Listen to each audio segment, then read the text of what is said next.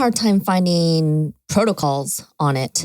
As far as the application, because what I was extrapolating from the various things that I was reading, okay, so you want the temperature to be about 15 degrees Celsius, which is about 59 degrees Fahrenheit. And then I was reading that it's about a 10 or 15 minute immersion process. You don't want to go over 20. But then I was like, oh, that's so fascinating because within athletic training, we're talking about the application of ice or, immersion in ice buckets and those types of things. And it's like a minimum of 20 minutes. So about 15 to 20 minutes out of every hour. And what was their protocol for the first one? Was it still icing or was it a different type of application?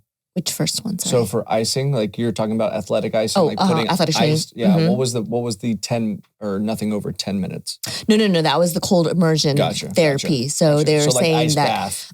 Ice bath. So it's like 10 to 15 minutes. And then I had a hard time finding information on how frequently do you do it, because a lot of the websites and the PDFs that I found and downloaded, they were talking about how you should only really do it after really strenuous workouts. So that's very subjective, I think, as far as what's strenuous, because what's strenuous to, let's say, I don't know, you versus, I don't know, grandma, who's let's roll into or that. somebody who's older, then, that's going to be a differentiating factor there. So I found that challenging. Yeah. So interesting. A couple of things. First off, I was the same with the protocols. I was like, it's interesting. You said, how cold did you say? 15 degrees? Celsius, which is 59 degrees Fahrenheit. So I found from a study back in I think it was 17 is when this was done. It was somewhere between I remember the numbers very specifically, between 41 and 50 degrees Fahrenheit. Yeah. So much different. So much different. I mean, there's a big difference. The other part that you mentioned there about what is the protocol and what's it for and who does it benefit? What time? Almost all of these studies are done around very specifically performance enhancement. But that wasn't what they were saying. What they're saying is recovery time from workouts. Yes. Speeding up or improving recovery time in between more strenuous exercise sessions.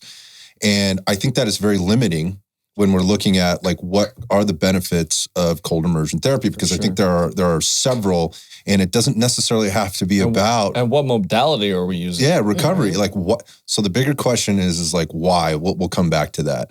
But I was challenged in the same way. The bottom line is there's just not a ton of research around this. I have my suspicions as to why.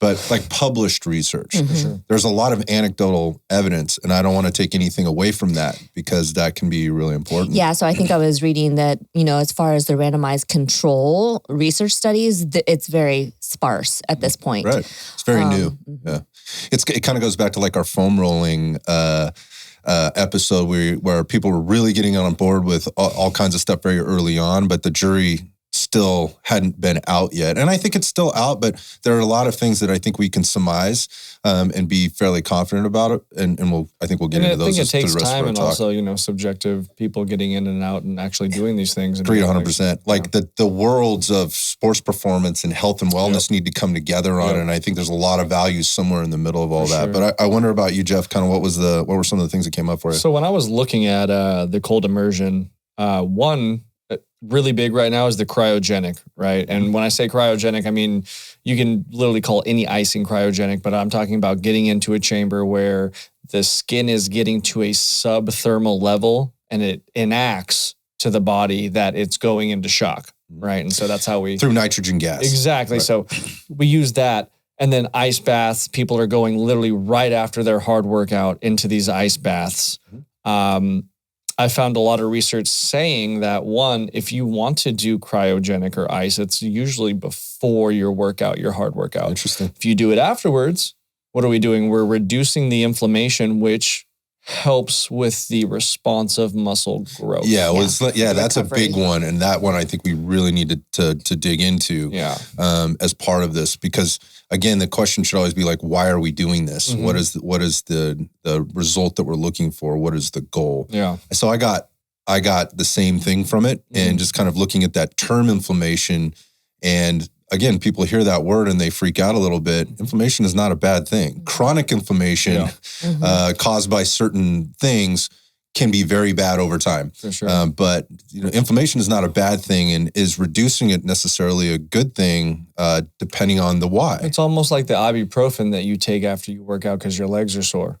Right. So we're going to negate muscle growth through that. Yes, we may. Absolutely. Yeah, we may. And recovery, especially after if you sustain an injury. I mean, research has shown that over time, like you don't want to take ibuprofen or an anti-inflammatory for the first 72 hours or even up to 4 or 5 days afterwards, because your body that's part of your body's natural response to healing. And you're impacting that. You're impeding it.